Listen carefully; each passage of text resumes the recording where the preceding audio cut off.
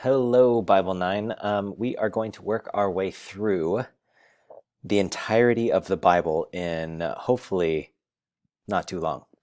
So, what we're going to do is we're going to actually, like we talked about this on the first day, we are going to do the space station view, right? The plane in the sky view, where we can see as much as we can as possible of the Bible. So we're going to zoom out, and then hopefully as we zoom out, we can then see what our role is in this entire story. Because here is my central thesis for what we're going to talk about today.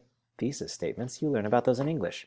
Where the story begins and where the story ends can fundamentally change what the story is. One more time. Where the story begins and where the story ends can fundamentally change what the story is. And this is in regard especially to scripture, right? If we're going to figure out what's the story of the Bible, the beginning point and the end point are crucial to understand if we're going to know what all the stuff in the middle is all about. So when we look at the beginning, clearly the first chapter is Genesis 1. And so if Genesis 1 is the beginning point, we got to look at what it's all about.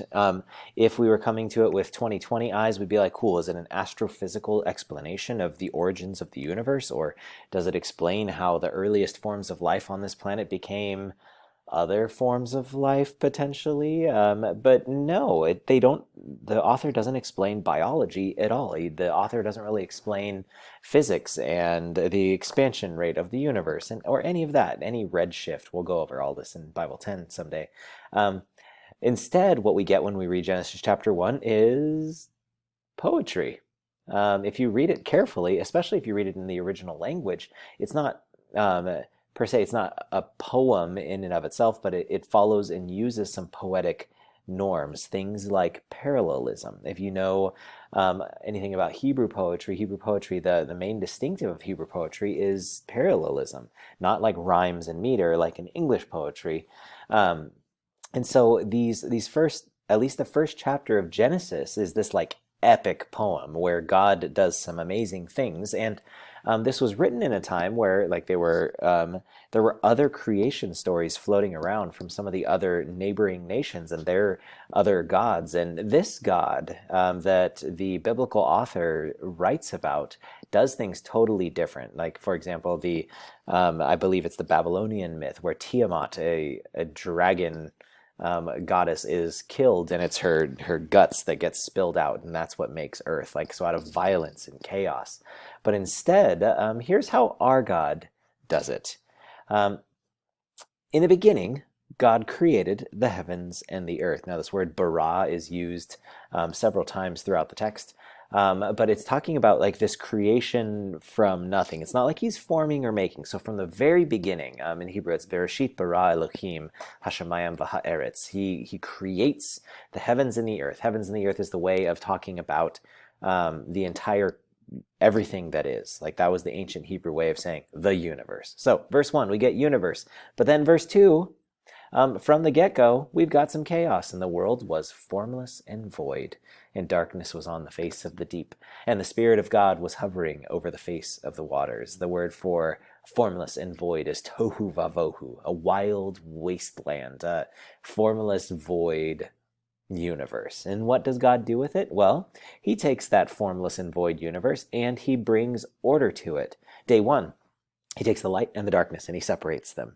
Day 2, he takes the waters in the heavens and he separates the waters above from the waters below. Day 3, he allows the dry land to be separated from the waters, and plants and trees come out of this dry land. Day 4, 5, and 6, now that there's no more tohu vavohu because it's all been organized, 4, 5, and 6, all of those regions are then filled. I don't know if you've ever noticed this before, but there's a fun parallel structure here. Day 1, God makes light or separates light and darkness, and then day 4, he makes beings that guide the light and the darkness. Day 2, he separates waters in heaven. Day 5, he makes fish for the waters and birds for the heavens. Day 3, he makes dry earth and vegetation. And day 6, he makes the land creatures and us that eat the vegetation and live on the dry earth. So God creates everything out of nothing. And from the chaos, he creates order. And then within that order, he then makes things to fill those ordered domains. Now, There's some cool Hebrew stuff with numbers that we're not going to go too deep into, but there's 3 days of ordering, 3 days of filling. The word bara is used 3 times in verse 127, where it talks about creating humanity. There's a bunch of sevens that show up, and if you know anything about Hebrew numerology, the number 7 is very, very important. In verse 1, there's 7 words. Verse 2, there's 14 words. The word eretz, the earth, shows up 21 times, 7 times 3. God shows up 35 times in the text, 7 times 5. The 7th paragraph has 35 words, 7 times 5. And God saw, it says 7 times, and it was so. It says this 7 times. The days in the first week, there are 7, just like our current week as well. There's a lot of 7s. Now, if there's 3s and there's 7s, you might think, oh, are there any 10s? Well, yes, there are.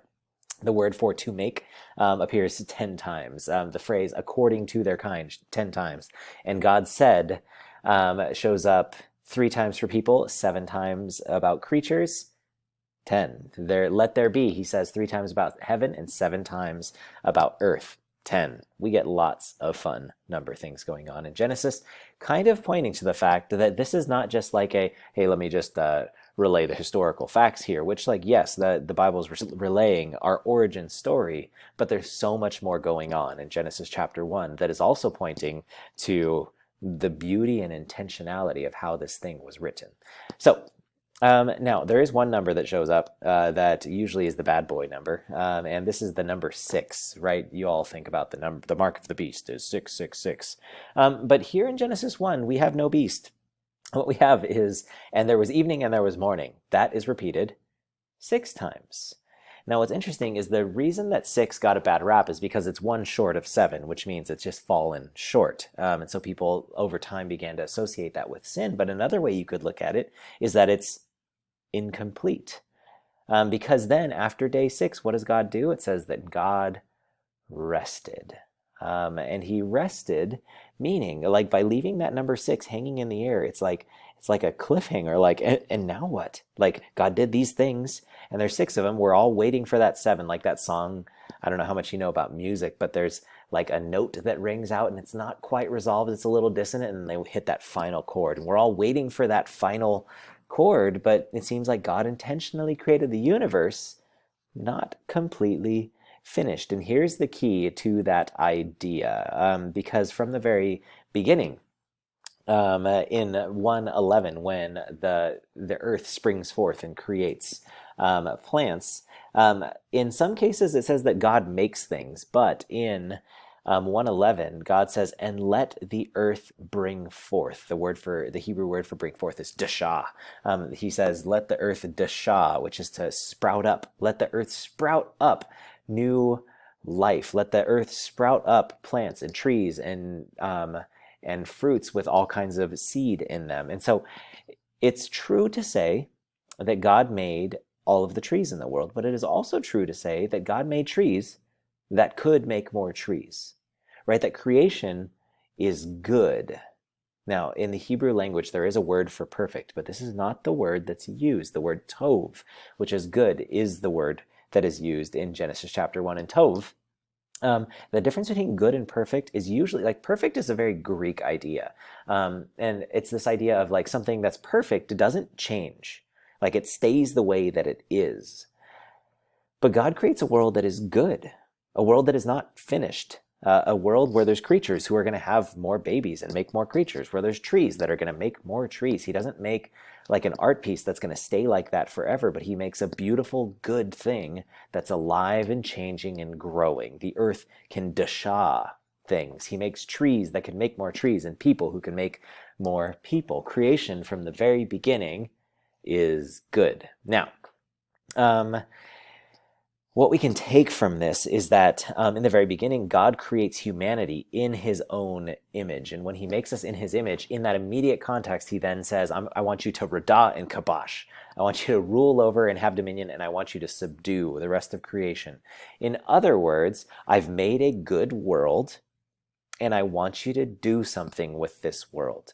Be fruitful and multiply, fill the earth and subdue it. Have dominion over fish, birds, and every living thing that moves on the earth. So God says, hey, I made this world, and now you, humans, I want you to do stuff with it.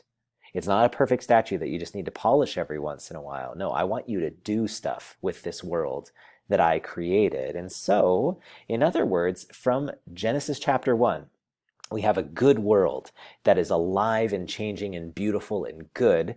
And then we have humans who God puts into this world for the expressed purpose of saying, hey, humans, do something with this, right? Work with it, rule over it. It's interesting in Genesis chapter 2, read really carefully. The first thing God tells humans to do is to take care of a garden, right? To actually do something with creation. Now, what this means is from Genesis chapter 1, making things was part of the original plan. Art and beauty, original plan. Relationship, we have these animals that can make more animals, and we have humans meant to connect with each other. Learning, organizing, developing, putting things in their right place, all of that is all the way back to Genesis 1, from the very first origins of the universe and humanity. God initially planned for us to have all of this to do and to experience. I think sometimes when we think about the Garden of Eden and the beginning of the human story, I think we're just like, it was just paradise and they ate grapes all day. But no, like from the beginning, God wanted us to do stuff, right? So let's take a look at Genesis chapter 2, which I think we did in class right before you're watching this. If you look at the beginning, you'll notice that there's the Garden of Eden, which means the paradise garden. And in this place, there is no death. In this place, there are these huge rivers. In the middle of this place is the tree of life. And we're going to go over tree of life on Thursday, by the way. There are two people in the middle of this garden, and God walks with them. God is there with them. So this is the picture of the beginning that we get. Now, it's important to note that in the very beginning, in Genesis 1 and Genesis 2, the idea of heaven that gets brought up because God creates the heavens and the earth. Usually when we think of heaven, we think of the Stairway to Heaven is a rock and roll song. That's not the type of stairway I'm talking about. We talk about the place that you go to after you die to be with God, right? But check it out. Genesis chapter 2. People don't die, and God is here on earth with us. So this definition of heaven is obsolete. Right? If there's no death and God is here with us, then what is heaven anyway? See, it's important that we understand that like from the beginning, God's plan was not to create another place where we can go to. From Genesis chapter 1 and Genesis chapter 2, his plan was, let's be here together. I created an amazing universe, and I am the God of this universe. Humans, let's get along and do some amazing things together. Right? Now, Genesis 3, some pretty bummer type stuff happens, and so we're going to skip to the end. In Revelation 21 and 22, we see a new holy city. This city descends from, guess where? Heaven, and makes its place here on earth. The story is not about us going to heaven, but the story is about heaven coming to earth. Read Revelation 21 really carefully. And so in the end of this story, we have a new earth that is created. Again, there is no more death. Again, not only is there a river called Gishon and Pishon and the Tigris and the Euphrates, but we have the river of life itself running through this city. Not only do you have one tree of life at the center of the garden, but now you have streets lined with the trees of life. Not only do you have two people, but you have nations here at the end. And like Genesis 1, God is there. So if you look at the beginning and the ending of this story, you see that there are a lot of parallels, but it's not exactly the same, right? Some things are similar, but they're not exactly the same. And I think the reality here is that some dasha happens. See, that plan that God started in the beginning that says, I'm going to start a really good, beautiful thing, and I want you to be part of it, humans, it ends somewhere else, because it's not a perfect thing that's being restored. We don't go back to being naked in a garden, but we now have a beautiful city that we get to be a part of that is like a garden city. There is growth. There was the old earth and there's a new earth. The rivers become the river of life. The tree of life becomes the trees of life. The people that are only two become nations of people. That things grew, things changed because the world is restored to its goodness. Now, now we can get to talking about some of this bummer stuff. What is sin then? If we understand what Genesis chapter 1 is, then we can understand what Genesis 3 is all about. See, the good thing in Genesis 1 is that there was harmony and peace between humans and the rest of creation and God. But in Genesis 3, that harmony and shalom, which is the Hebrew word for peace, we'll unpack that a lot later, it gets disrupted.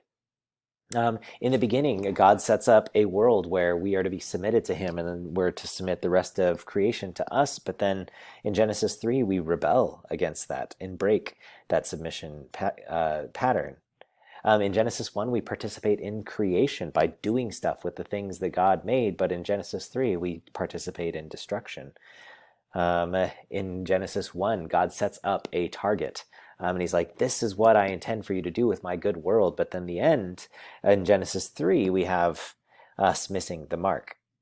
So if you removed sin from the Bible, you would only have Genesis 1 and 2 and Revelation 21 and 22.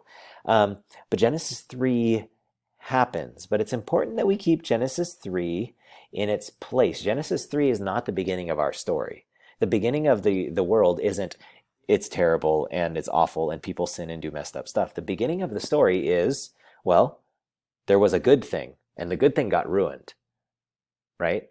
But the good news is Genesis 3 is not the beginning and Genesis 3 is not the end. If we're going to talk about sin, sin's got to take its proper place, and that takes a back seat to God's goodness. We first understand God's goodness and his intentions, and then we can understand what sin does to that goodness. And here's where the thesis comes back, right? Genesis 3. If our story starts in Genesis 3, if the whole origin of the universe is just the fall where humanity sins, then you know what? Life is just about damage control. But if we understand that our story started in Genesis 1 and is going to Revelation 21, then we know that this story is about restoration. Genesis 3 focuses on, hey, this is what you are not. You are not good. You are not holy. You are not whatever. But Genesis 1 shows us we had an original identity.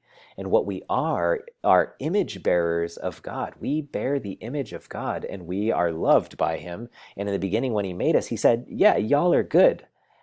Right? Now Genesis 3 gets to take its place and like messes some of that up. But at our core, this is not who God designed us to be. Not mess ups, not bad people, but rather like Genesis 3 is what happens after we forget who we are, right? And we do the bad thing. See, if our story starts in Genesis 3 and all of the bad stuff in the middle, it's about peace out. I want to get out of here, right? This world is awful. Let's escape. But if our story starts in Genesis 1 and ends in Revelation 21, then it's about bringing peace back into the earth. It's about bringing God's shalom and restoring it here on earth. If you believe in the lie of our story starting in Genesis 3, then you have aspects of life that are spiritual or good things, and then you have the rest of life. But Genesis 1 shows us that from the very beginning, God intended for all of it to belong to him. Every facet of our lives is spiritual life. Where the story begins and where the story ends affects what the gospel is. Because the good news is just not just sin is bad, you are bad, we need to get out of here, let's do spiritual things. But if we know that our story starts in Genesis 1, we can say, okay, even though there is sin, even though there is bad, terrible things, God is doing a work to restore it. Because he originally created you to be made in his image and to do beautiful things on this earth. And so because of that, you can be freed from this sin and usher peace back into this world where all of life becomes sacred, where all of life becomes submitted to God. That's way better news than you're a terrible person, but you don't have to burn for eternity. So that's the entirety of the Bible in less than 20 minutes, in the words of Mr. Seals.